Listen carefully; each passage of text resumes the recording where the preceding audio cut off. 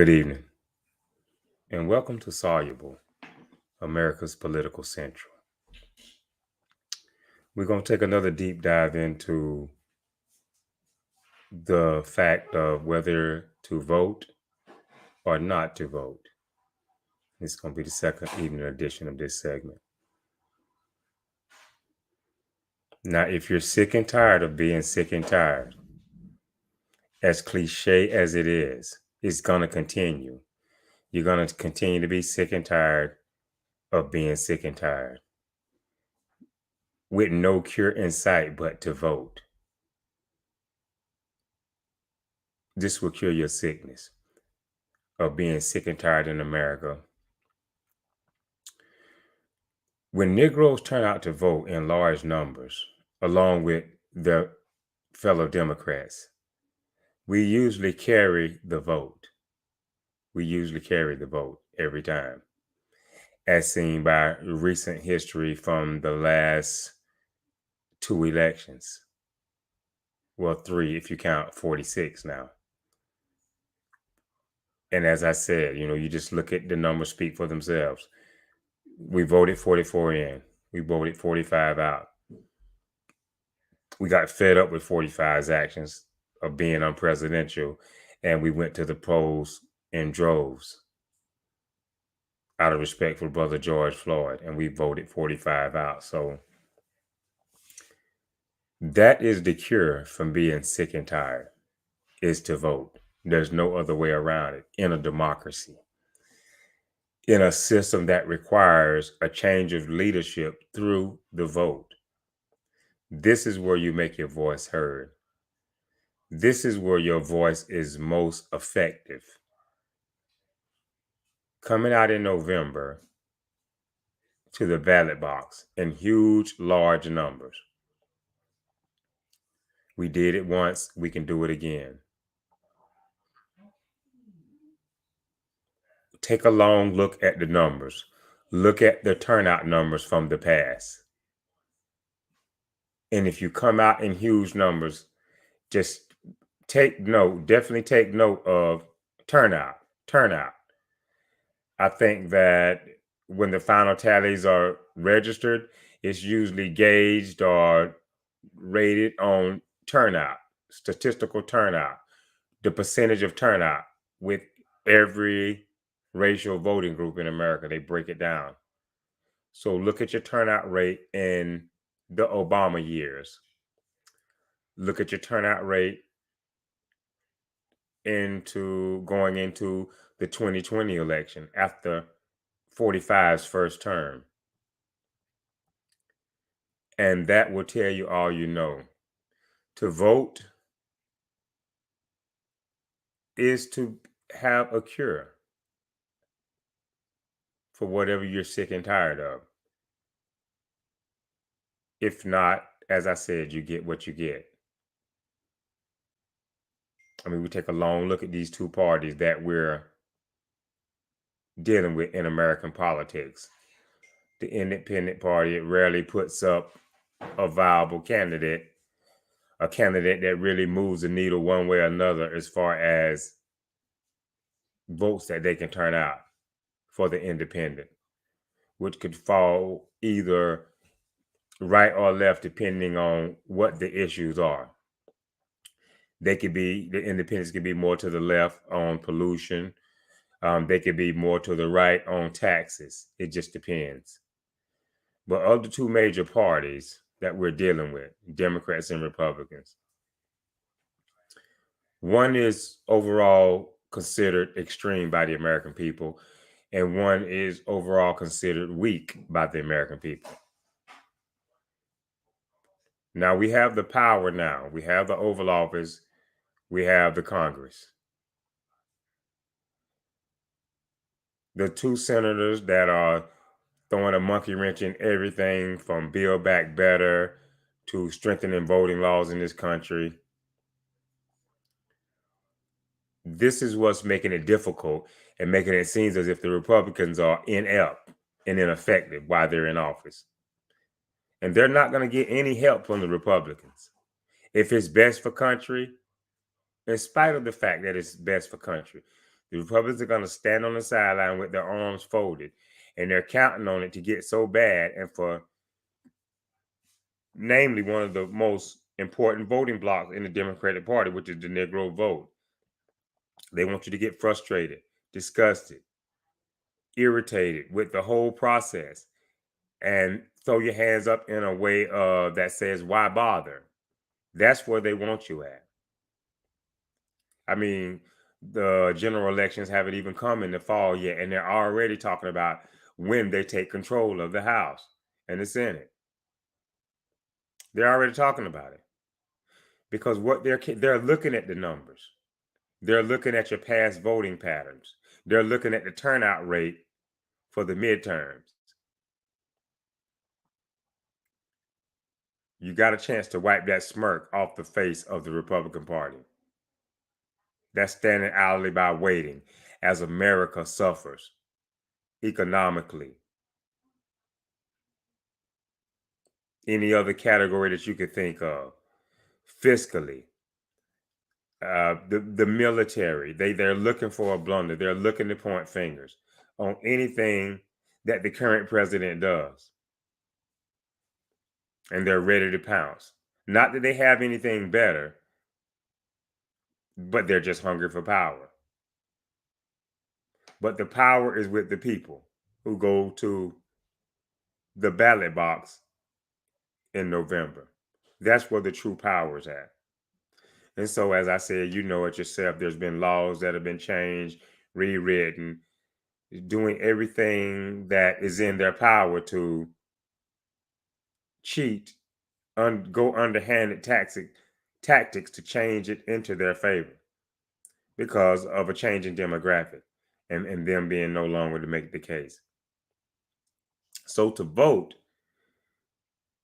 in large numbers will give you a peace of mind, will give you a comfort, will give you a confidence that the republic will remain strong, will remain sound. Because the upheaval and all the turmoil that you see now politically is right out of the Republicans' playbook. Things are going according to plan. And as I said, they're not trying to give the president no help. No help. Now, it probably have some element of truth to it that President Biden's cognitive abilities are probably starting to begin to fade, which is normal for a person of his age.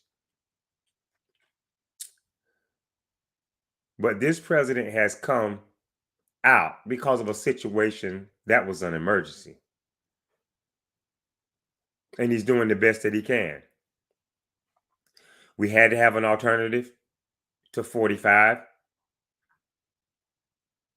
or else the republic was on the brink of disaster, on the edge of being no more. Even one of the most staunchest Republicans that you could ever think of in John Bolton, who was inside the White House, who was in the Trump administration and had firsthand knowledge by sight and sound of what was going on in the White House and how dangerous it was for the country. Even this staunch Republican said that if 45 got another 44 years, that it would probably, democracy, a way of life, a way of governing in this country as we know it for the last several hundred years would be irretrievably broken, to quote John Bolton. If you can't take a Republican's word for it, who was on the inside, then whose word can you take? This is what minority rule looks like. This is what happened when you don't vote. So to vote or not to vote, whichever side you fall of the fence that you fall on, then you get what you get. We have to make it happen. We have to have a high turnout. And after this election cycle, if we get that turnout, then you look at the percentages, you look at the numbers, and then you will have to realize that anytime that you come out in those same numbers, then you no longer have to be sick and tired of being sick and tired. There is the cure. That's the cure in a democracy. We have to go. We have to go out and make the case for the Democratic Party, which is the party of the working class in America. November will be here before you know it. Look at the issues. Look at where both parties stand. The Democrats are for middle class America, working America, to try to give them a handout. We don't want to give a handout. We're totally against a handout because that's not what makes America strong and effective and a positive influence across the world. But a hand up would be great. Would be great to level the playing field just a little bit. Even if it's in the form of better daycare for working families. Even if it's in the form of constant relief at the gas pump for working families. We need that. The only way we're going to get it is to vote. Now, as I said, the ineffectiveness that we see now is because of 2 senators. So we have to stay involved. We have to get even more involved because, as I said, even with these 2 senators, they're looking at the statistical trends when it comes to the midterms. We come out hard in the general election. And in the midterms, we falter. We fall off. But as seen in the Obama administration, it does no good. It does very little good to pass laws that you can see positive change. And because the wheels of government turn so slow, that's why it seems as if nothing ever changes. So here it is upon us again. We have the midterms coming up with Joe Biden's first term in office.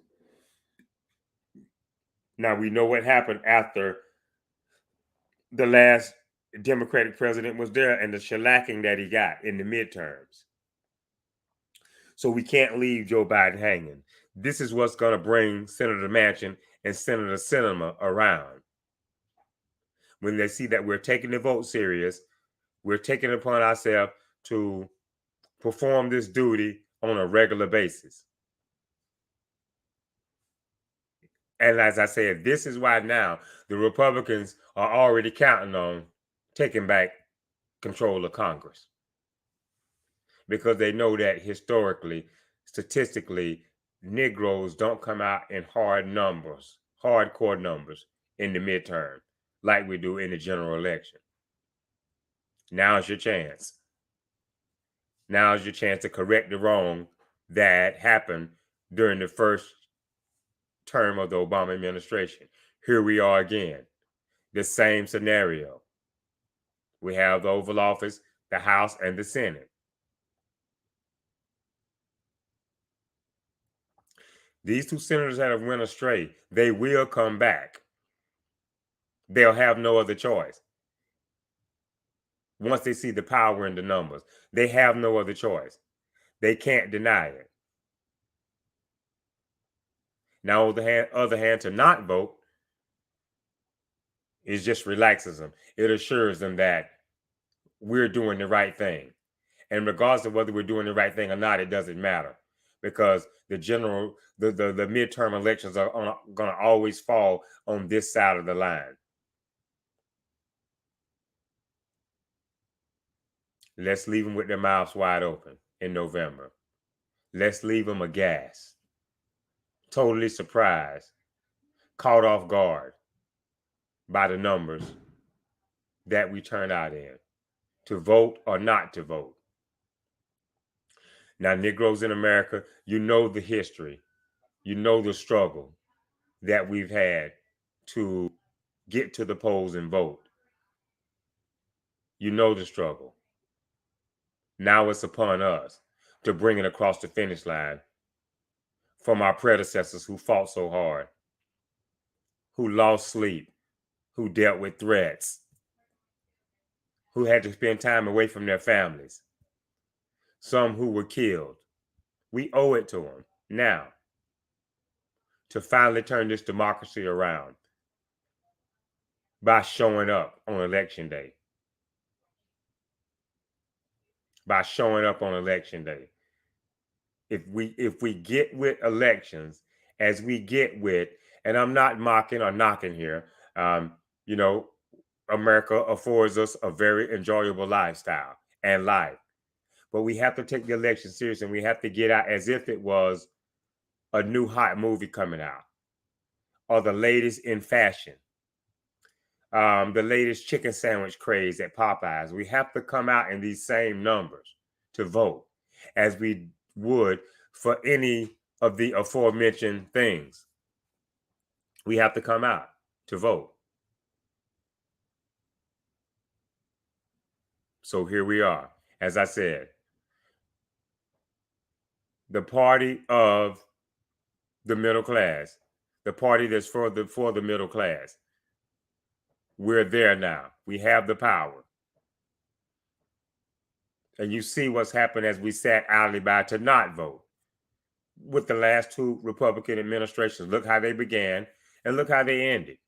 One began with compassionate conservatism, trickle-down economics, ended with a recession, ended with Main Street having to bail out Wall Street.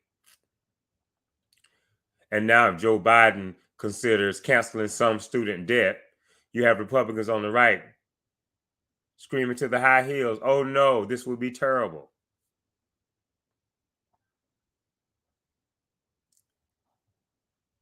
President Trump comes in office with a pledge to make America great again. One of his first pieces of signature legislation is a tax break for the wealthy. What did it do? How did it make America great again? Did the pay rate increase for the average working American after these tax breaks? Is this what we really needed?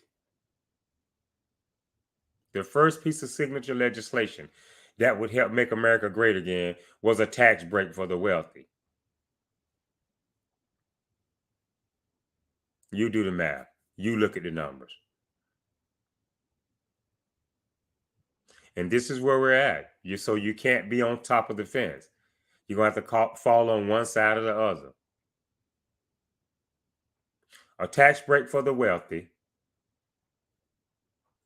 And then he wags the dog over in Yemen or Syria or somewhere with a strike on so-called terrorists or compounds that were no direct threat to America. No direct threat to America. Having soldiers' lives lost for something that's not even worth it. So that's where we're at with the no vote. I mean, the playbook is opened up once again. It's there. Study it. If you want to win, if you want to beat them, study it. A tax break for the wealthy and a terrorist strike, losing the life of American soldiers on a parcel of ground where we have no interest, where we have no vested interest. It's not even worth the blood of American soldiers. But here we are. And that's the Republican playbook. They don't mind war because it's not their children. It's not their grandchildren that's going. But you can believe it's their rich cronies who are profiting in some shape, form, or fashion from these conflicts or wars that they may try to stir up. See Halliburton for your latest example. Now fast forward to the last administration, the last Republican president that left office. As I said, this is what he came in to do. Oh, this was his first piece of signature legislation. Tax break for the wealthy. That's how we started. Ended with a pandemic that he had no earthly idea of how to tackle, how to control, how to deal with it. And instead of letting Dr. Fauci talk to the American people to explain to them what they need to do and how we can best deal with this pandemic to save the economy, to save, more importantly, save lives and keep the republic strong. He's trying to muzzle Dr. Fauci, standing over him at press conferences as if he's ready to pounce as soon as he says something wrong. And he threw up the white flag of surrender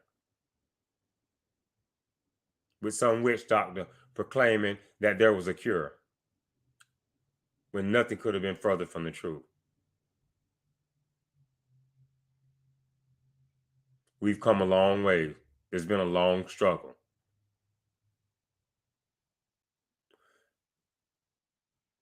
But if we vote in large numbers in this election and every election thereafter, we could change the course of history to put America back on a better path for not just the working class, but for everybody. When there's a Democrat in office, you never hear millionaires or billionaires saying, in 4 years, I was broke. I had nothing.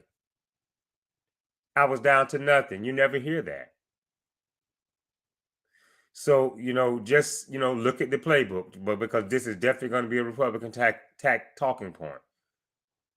Democrats are tax and spend liberals. Tax and spend liberals. And the Republicans are not for government oversight. They want to be at the state level, putting all kind of legislation in the books that hurt most and help a few.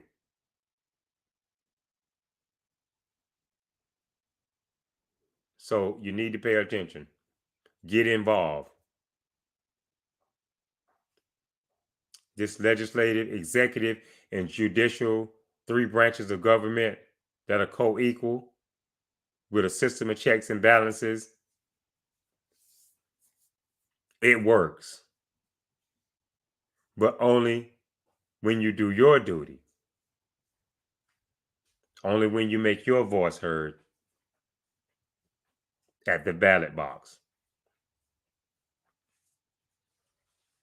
The fact of the matter, when it comes to Let's Go Brandon, is this president, as I said, shouldn't even have to be doing what he's doing. But because he's such a patriot, because he loves America so, then he came out of reluctantly. If you think about it, all during the Trump years, Joe Biden, will you be running? Mr. Vice President, will you run? Are you going to be running? He takes off in a playful manner and just starts running, literally running. But, in his heart of hearts, he knew that he couldn't just remain on the sidelines since he was the only one that could beat Donald Trump. And beat him, he did. And beat him, he did. Beat him like a rock and roll drum. And 45 knew it. That's why he tried to cook up schemes, scams to put in your mind misinformation that, as I said, the only way to beat a Trump, if you believe him, is to cheat. He'll never beat himself. He'll never beat himself. The only way that a Trump can lose in politics is if he's cheated. How much fried ice cream will the Republicans convince you to buy? How much? So the time is upon us again. Today, in politics, you see the Republicans in denial, the same old talking points that, we can't take guns away from law-abiding citizens, even as our citizens are being slaughtered, little children. We have to vote this out. We owe it to these children and the children coming up behind them. This is the future. How will they lead America? How will they keep America in the lead if they're too traumatized?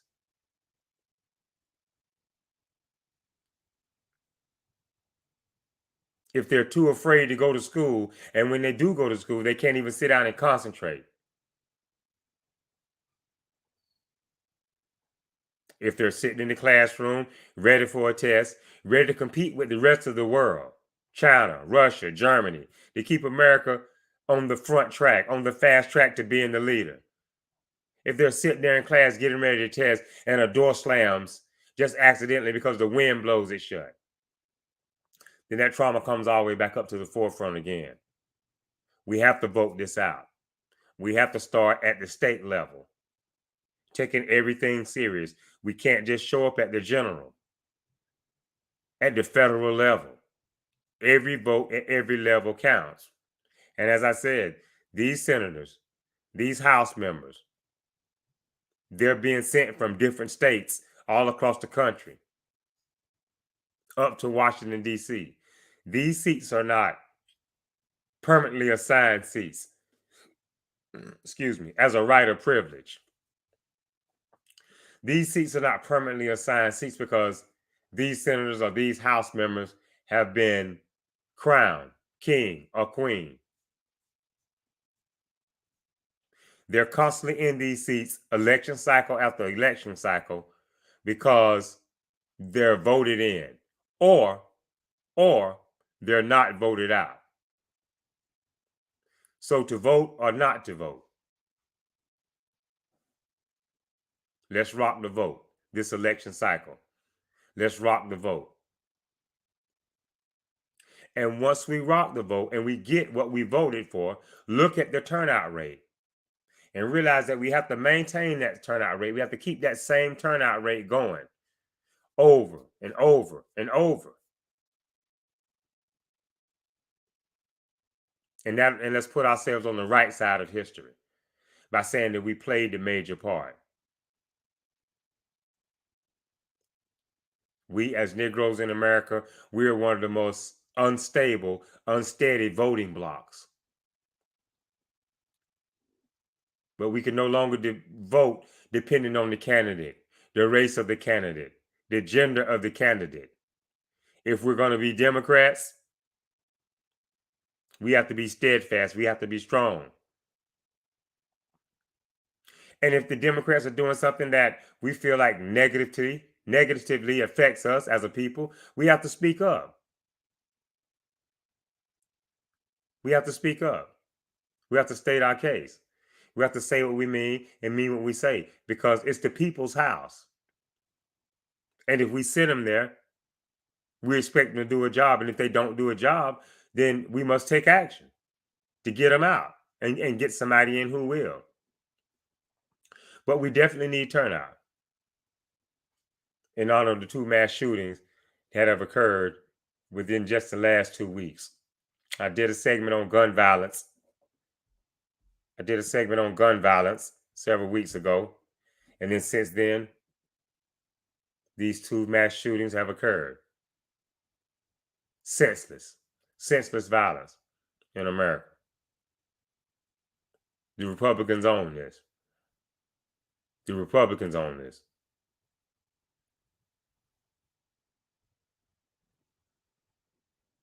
Can the Republicans do the right thing for the American people?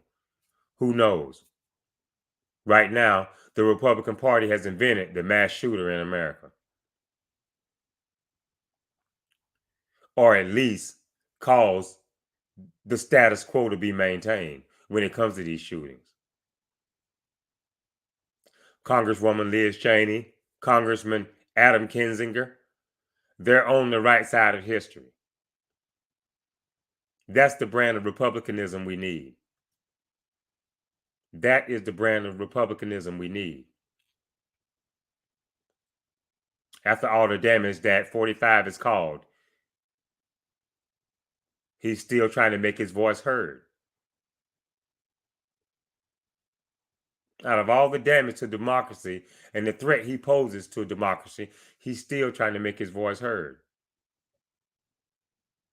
Think about it. From beginning to end of the last two Republican administrations, the last two Republican presidents have held office. It's not a one-off. It's happened with both of them. Both Republican presidents. And right now, with 45 gone, President Biden has to clean up what he messed up. Can he do it in 4 years? I doubt it. So we have to be patient. While at the same time, urging our fellow West Virginians and our fellow Arizonians to poke, prod, write, call, do whatever they can do to see if we have two truly Democratic senators, or are they Republican moles sent into the party to sabotage all meaningful legislation that the president is trying to put forward that we've set him up to do through the vote. Now, this vote, when it comes to vote or not to vote, this vote will convince them. This vote will convince them because they think it's a one-off. They've got relaxed. That it's the general election. They come out. Okay, the midterms are coming up. We have nothing to worry about. The country will go back to right of center. It's only a right of center when we don't show up to vote. So remember that. Remember that.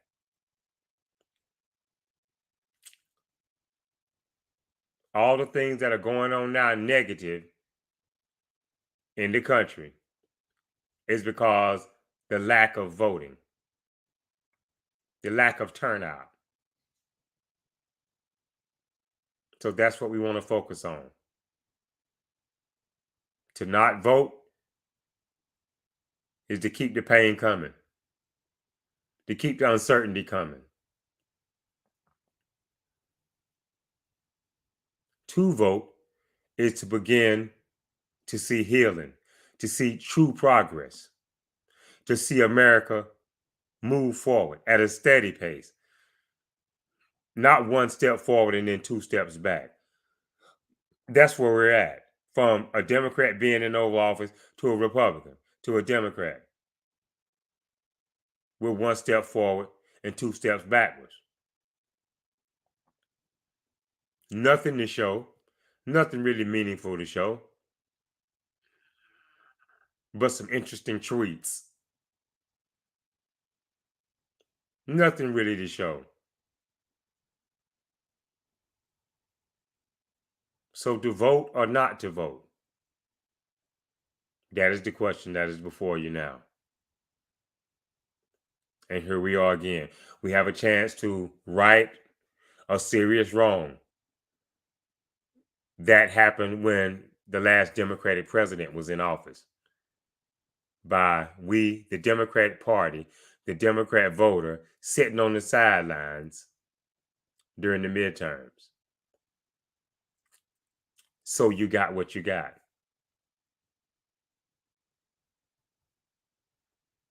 We have to get out and vote. I mean, we can no longer count on a single Republican to do the right thing, like the late great Senator McCain. You remember repeal and replace? You remember repeal and replace of the Affordable Care Act? We'll repeal it and we'll replace it with something better. And it was right there on the edge. It was right there. But regardless of party affiliation, John McCain knew that there was nothing to replace the Affordable Care Act with. There was only repeal. And Trump looked forward to rubbing it in Obama's nose, rubbing it in Obama's face, that he took it away. There was no replace. And so the senator gave a thumbs down. He gave that famous thumbs down to do the right thing. Those Republicans seem to be far and few now. Senator Flake, he bailed. Senator Jeff Flake, he bailed out. House member Bob Corker from Tennessee, he bailed out. So many of them who put 45 in office and thought that he would transform into presidential. But no, they failed to see the warning signs. When before 45 even took the oath, he confessed that he could stand in the middle of Fifth Avenue and shoot somebody and his poll numbers wouldn't change. That was when the monster was created. Where no matter how vulgar, how wrong, how obnoxious, how misogynistic that he became or presented himself, nothing happened. The people still loved him. And that's when the monster was created. So here we are now. Until the Republican Party can show by nomination of a new candidate, someone different on the ticket, until they can show that this is the party of Donald John Trump still, in spite of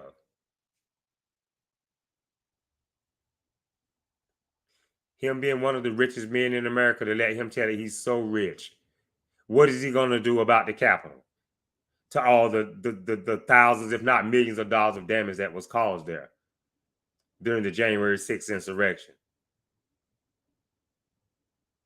Is he gonna fund any of that? Is he gonna pay any of that forward?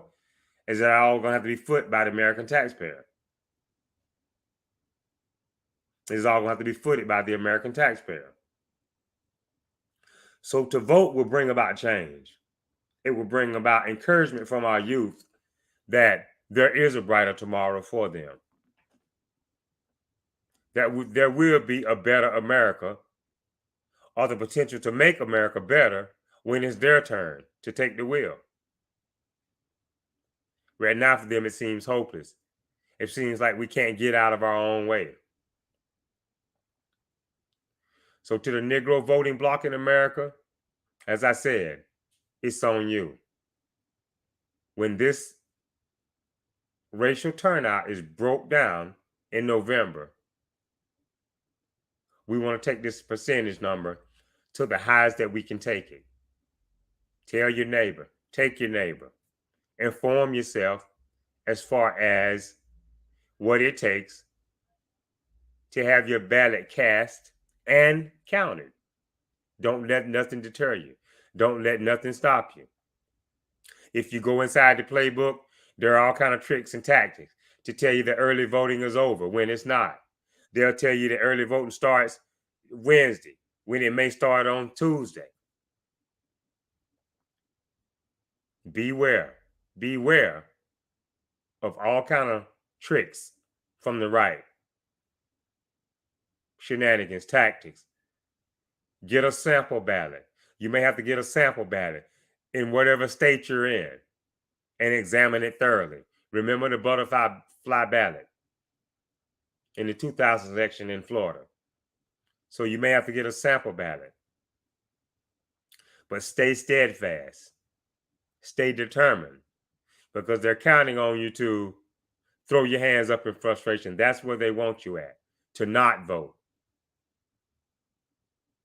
There's a lot on the line here. There's a lot at stake. A woman's right to choose, to have control over her own body. The gun laws in America that's killing and slaughtering every day. The economy, a strong dollar around the globe is what we need, is what we want. All this is at stake.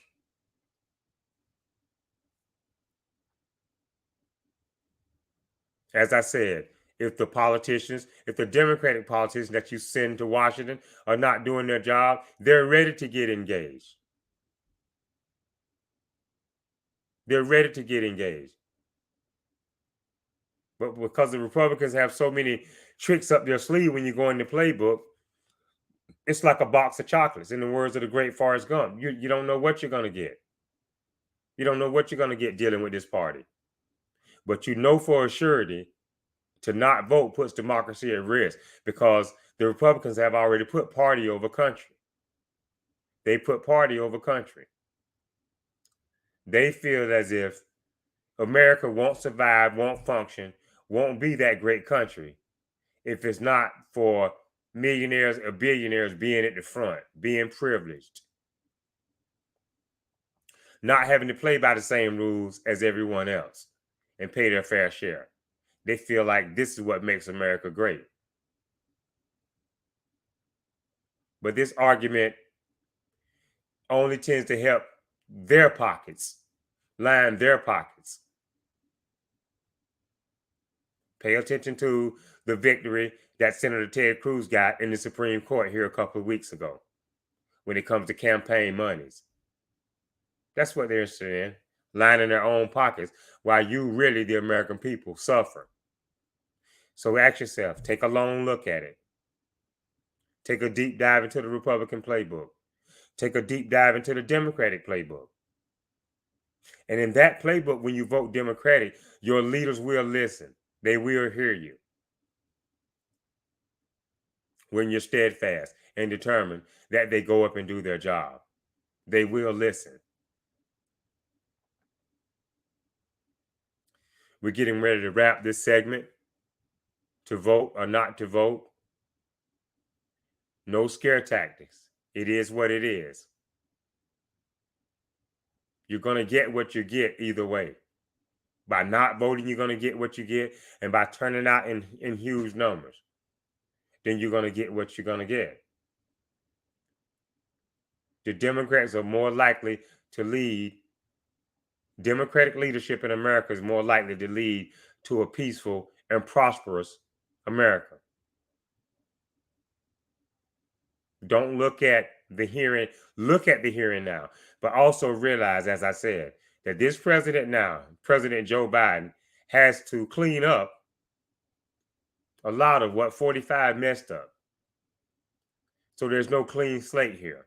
And then at the same time, if we give him 4 years, then give him another 4, we have to make sure that if there is a Republican administration coming in after him, that it's not a tit for tat.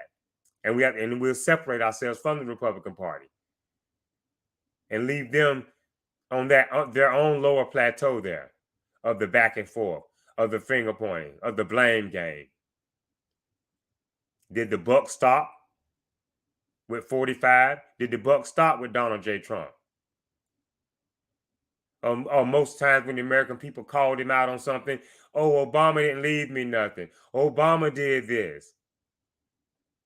Like a kid who, when his parents catches him doing something wrong, he wants to blame it on someone else or something else and not take responsibility to try to weasel out of the trouble that he's got himself into. That's not presidential. That's not presidential. Everybody knows that the man in office, whoever it is at that particular time, they own it then. You can't take great job numbers and you want to claim them. You can't take a great stock market and you want all the credit for that. But then soon as something bad happens, then you have to, and we hold you accountable. Oh, Obama this, Obama that. Remember that. That's what we got. That's what we got in the last administration. And to not vote will take you back there. We want to go forward. Who wants to keep going back watching the same old movie? We done seen this movie before. We know how it begins and ends with a bunch of promises, and then it fizzles out into America suffering in some shape, fashion, or form after the end of 4 years or a 2-term president from the Republican side. So let's get ready to rock the vote. The general election is coming up. It's fast approaching. In Georgia, we have Governor Kemp squaring off against Stacey Abrams. Let's vote for the champion of the people, not the champion of the corporation or the champion of the rich. Serious races going on in Ohio, where Senator Portman is retiring. We have a governorship open in Pennsylvania. Get involved, get informed, know what the issues are, and let's get it ready to rock the vote in the year 2022 and beyond. And we'll begin to see the positive change that we're always hoping for. We'll begin to be able to feel it, to touch it, taste it, Whereas before, when we didn't vote and the turnout was low in the midterms, it always seemed as if, what are we doing wrong? How did we get here? Well, how did we get here? Just that, a low turnout, a low voter turnout. And you couldn't put new people in these seats. You couldn't put in fresh leadership that would feel compelled to do the job that the American people sent them up there for. Let's not let no politician, Democrat or Republican, get so comfortable in the seat that they feel as if they don't have to do their job, that they don't have to do what the American people are screaming at them to do. For example, common sense gun legislation. So in light of this latest shooting, God knows, only God knows what's going to happen between now and November. But we need to send a strong message for these mass shootings and everything else going on. But above all these mass shootings, because they're killing our best and brightest, it's killing off our future. It's a wicked and twisted, cruel turn of fate for this to be happening. But to vote will definitely change it. That's going to conclude tonight's broadcast on to vote or not to vote. You know the pros, you know the cons, you know what's at stake. So, as I said, get informed, look into the issues, look into where things stand with whatever politician you may have trouble with, whatever party you're affiliated with, and let's get ready to rock the vote. Please join us on Friday on Issue Day, where we'll be discussing the subject of domestic terrorism in America. Until then, this is Soluble One, America's Political Central, signing off. Thank you and good night.